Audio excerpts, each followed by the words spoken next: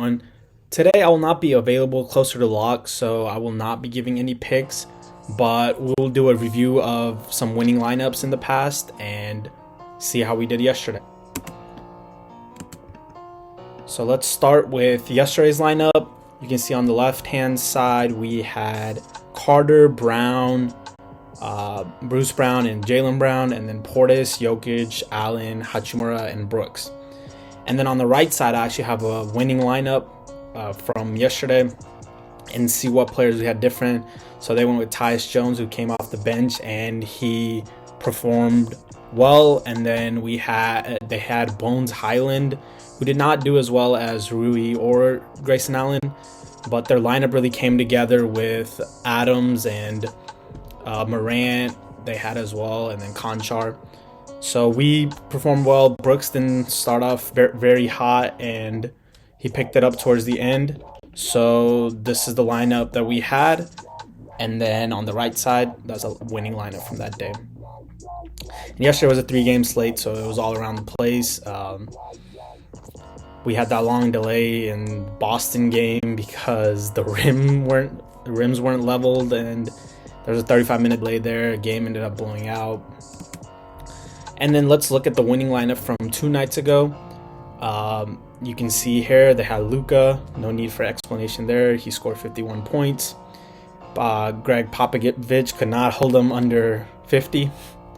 And then you can see they had Quickly and Randall with Barrett and Brunson out, which allowed more shots and more usage for those guys.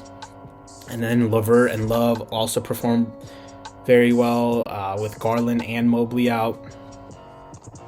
And then they had Milton with Harden out. He started. He was 3,700, so it was a great price point there, and he performed well. And then they went with Sadiq Bey, who didn't do that well. And then Jakob Poeltl right here performed really well, low ownership. So I think that was their X factor right there. And then let's run into some tips and tricks and look at some advice for the future.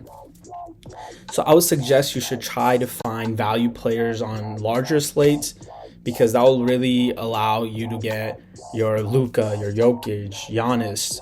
And on larger slates, there's a lot more value, so you can pay up for those types of players. And it doesn't have to be the 3,000 player that's starting.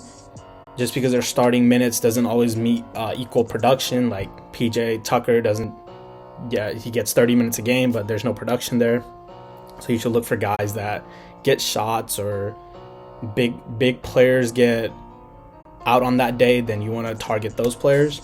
Another one is build lineups closer to lock. I know I release my videos about 5-6 hours ahead, but most of the news comes out closer to lock, so you really want to keep your eye in on that. RotoWire, RotoWorld, Underdog Fantasy, NBA on Twitter sends out news all the time. And also, you don't need to worry about nailing every spot.